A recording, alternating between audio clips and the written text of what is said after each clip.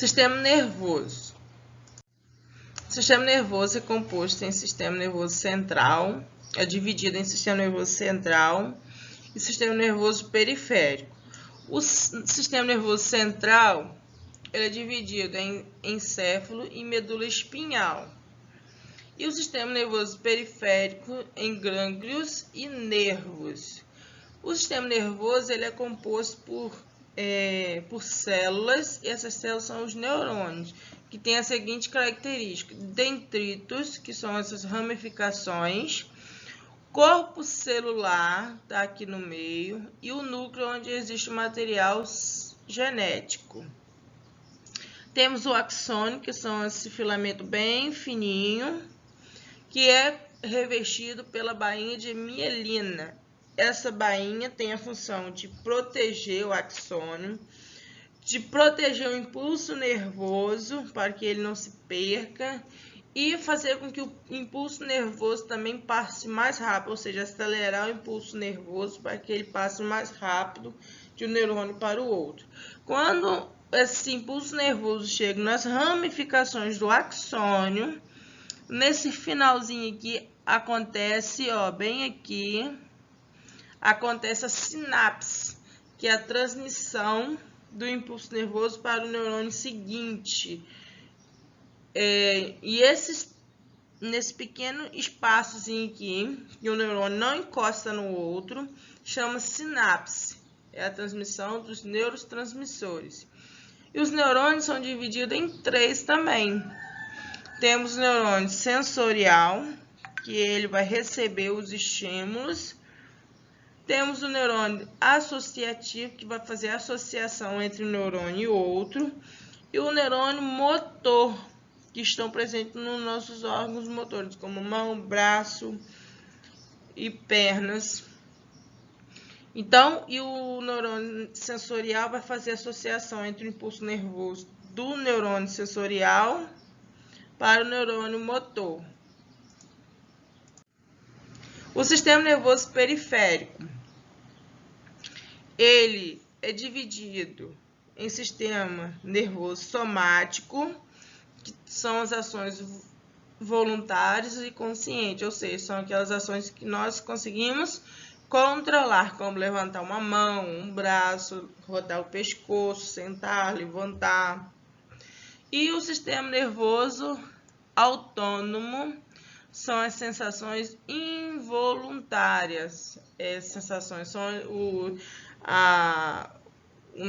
o sistema nervoso involuntário, ou seja, aquelas que a gente não tem consciência, que trabalham por si própria, como o sistema circulatório, o sistema respiratório e os batimentos do nosso coração, funcionamento dos nossos órgãos. Então, esses são o sistema nervoso autônomo. E o sistema nervoso central é dividido, o livro trouxe essa divisão entre cérebro, cerebelo e bulbo. O bulbo está bem perto aqui, logo antes da medula espinhal. E o sistema nervoso central tem a função de controlar todo o nosso corpo. Todo o nosso corpo é controlado pelo sistema nervoso central.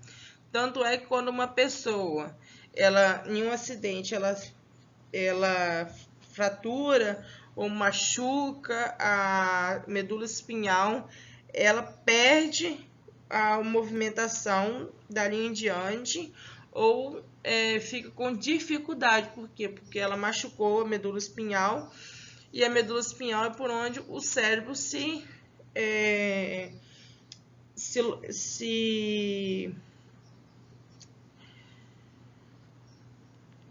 Ai, gente, fugiu. Ele se comunica com o restante do nosso corpo através dos nervos periféricos. Então, se há um rompimento ali, essa comunicação é interrompida.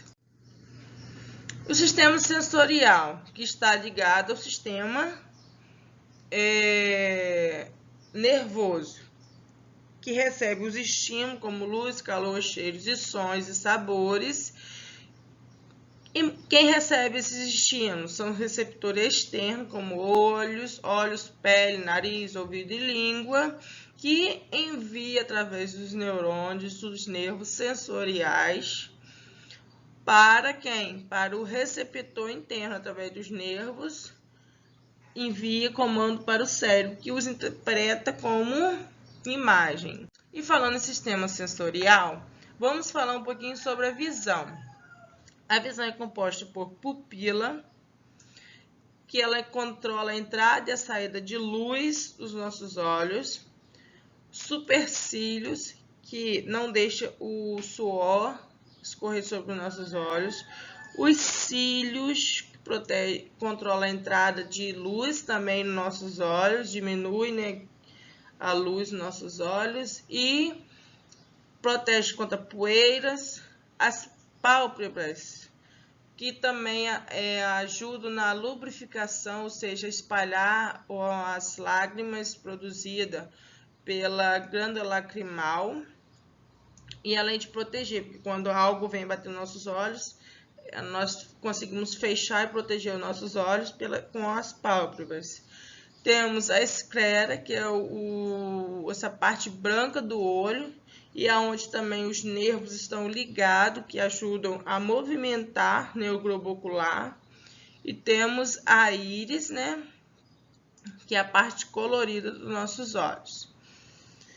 Vendo um pouquinho mais interno, nós temos aqui, do lado de fora, uma membrana bem fininha por cima, por fora do nosso olho, né, gente? Por fora do globo ocular, que é a primeira membranazinha, chamada de conjuntiva. Ela ajuda a proteger o olho. Depois nós temos a córnea, que é uma membrana transparente também, por onde a luz passa. Depois da córnea, nós temos a esclera ou esclerótica, que é a parte branca dos nossos olhos. Depois nós temos a coroide, que é a parte onde ela é uma membrana revestida que reveste o olho, e ela ajuda a nutrir os nossos olhos, porque ela é bem rica em vaso sanguíneo.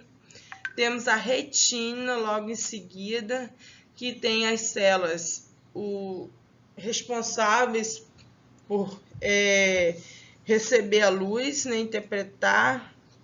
Aqui nós temos os cones e os bastonetes. Os cones são sensíveis à luz e responsáveis pelas cores, identificação das cores. E os bastonetes, eles são menos sensíveis à luz e eles nos permitem enxergar em ambientes com pouca luminosidade. Tem o nervo óptico ou nervo óptico, que envia o comando e o impulso para o cérebro. E o ponto cego. O ponto cego é a parte aqui do começo do nervo óptico que não tem células sensíveis à luz. Então, por isso se chama ponto cego. Nos olhos pode ocorrer alguns distúrbios, como miopia. A miopia, a pessoa tem dificuldade em enxergar longe, mas consegue enxergar de perto. São usadas as lentes divergentes para fazer essa correção, né? Então, a pessoa que tem miopia, a imagem se forma antes da retina, como nós podemos ver aqui, ó. A imagem se forma antes da retina.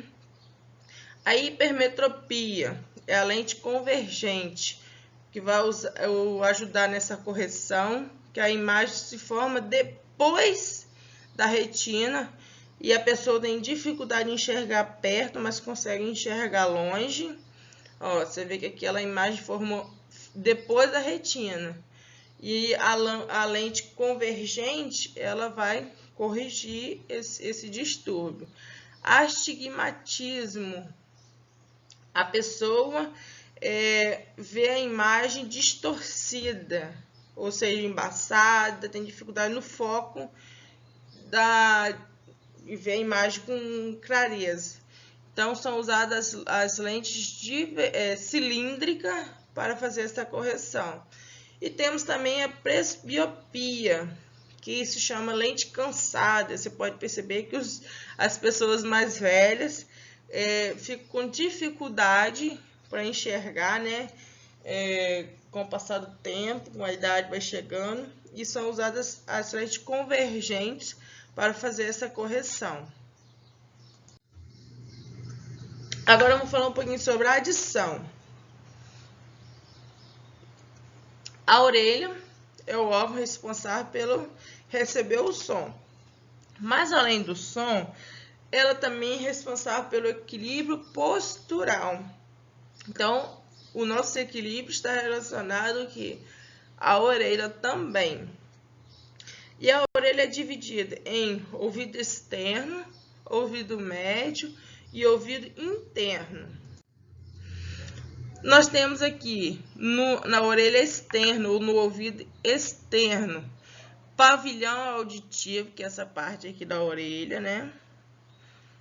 Que capta o som e direciona ele para o meado acústico e que vai ser direcionado para a membrana tipânica, que vai mandar esse sonzinho, essas vibrações para os ossículos, ou chamados de martelo, assim aqui, bigorna e estribo.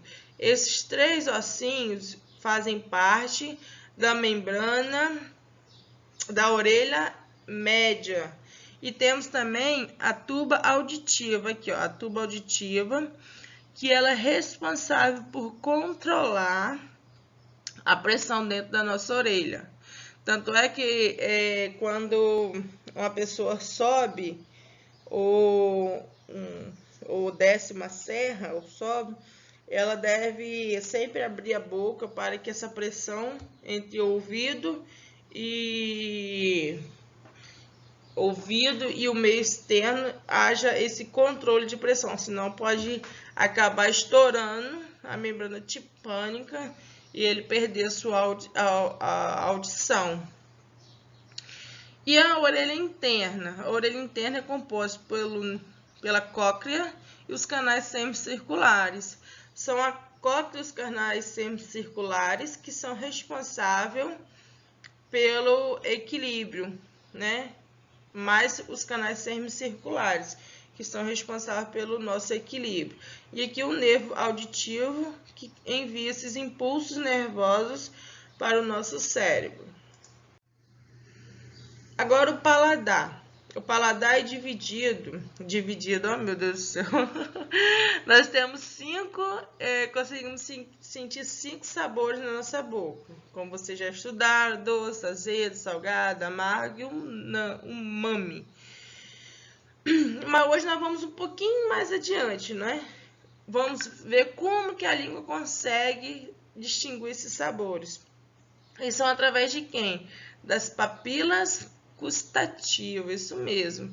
E através das papilas gustativas que tem quem? Os botões gustativos, que são umas ramificaçõezinhas que tem as terminações nervosas, são os botõezinhos, estão aqui, ó, os botãozinhos, que dentro desse botãozinho nós temos quem? Os botões gustativos, que tem terminações nervosas que captam as substâncias presentes no alimento e os interpretam como sabores: amargo, doce, azedo e por aí vai. O olfato. O olfato é o sentido responsável, né, pela captação de cheiros. E no olfato aqui nós temos as células olfativas que captam os receptores presentes nos alimentos, as moléculas aromáticas presentes nos alimentos ou no ambiente e envia para o cérebro, que os interpreta como cheiros. Aqui uma foto bem mais explicativa, né? As fibras nervosas, ó, são fibrazinhas nervosas que quando a gente cheira ou come um alimento, essas moléculas, quando a gente mastiga, são quebradas e liberam substâncias aromáticas que vão para os nossos narizes e a gente consegue sentir o cheiro daquele alimento que a gente está comendo, tanto quando está comendo, quanto está fazendo, ou quando de um perfume presente no ar, a gente consegue sentir através dessas fibras, né, que captam essas substâncias e enviam para o cérebro através do bulbo olfativo, que os interpreta através de cheiros. Tá ok, crianças? A tia não vai cobrar muito sobre isso aqui, porque a gente é bem básico. As fibras nervosas e qual a função, como que isso ocorre. Então, há uma relação entre um e outro, entre o paladar e o olfato. Tanto é quando a pessoa está muito gripada, que a cavidade nasal, né, a cavidade nasal fica muito cheia de muco, ela perde um pouco dessa sensibilidade de sentir o cheiro. Por quê? Porque as fibras olfativas estão com muito muco e ela perde essa capacidade de receber essas substâncias aromáticas. Tá bom? Então, o tato. O tato é o último sentido que a gente vai falar hoje.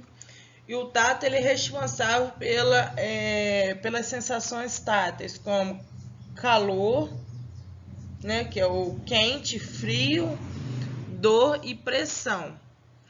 A nossa pele é dividida em epiderme, que é a parte de cima aqui, essa parte mais avermelhada. A derme, que é mostrada aqui na imagem, essa parte mais rosadazinha. E o tecido adiposo, que é essa última parte aqui. O tecido adiposo, ele controla a temperatura do nosso corpo.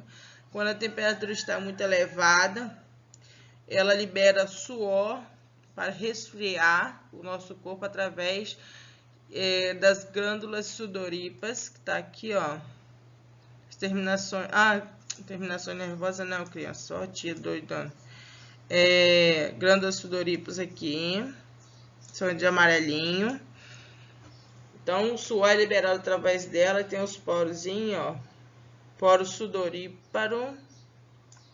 Aí nós temos aqui as terminações nervosas, ó, são terminações nervosas que vão fazer o quê? Vão interpretar essas sensações táteis. Tem outros também que a tia não mostrou aqui, mas que não é pertinente.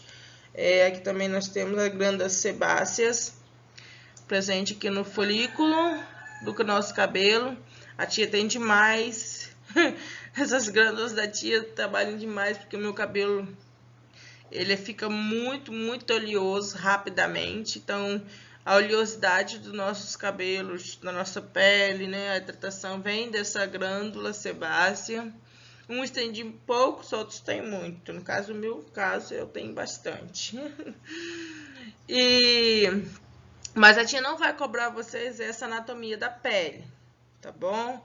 A tia só quer que vocês saibam quais são as sensações táteis responsáveis pelo tato, que são como quente, frio, dor e pressão. A pressão é quando a gente consegue, você aperta a sua pele, né, com o dedinho ou segura com a mão, você consegue sentir aonde foi apertado.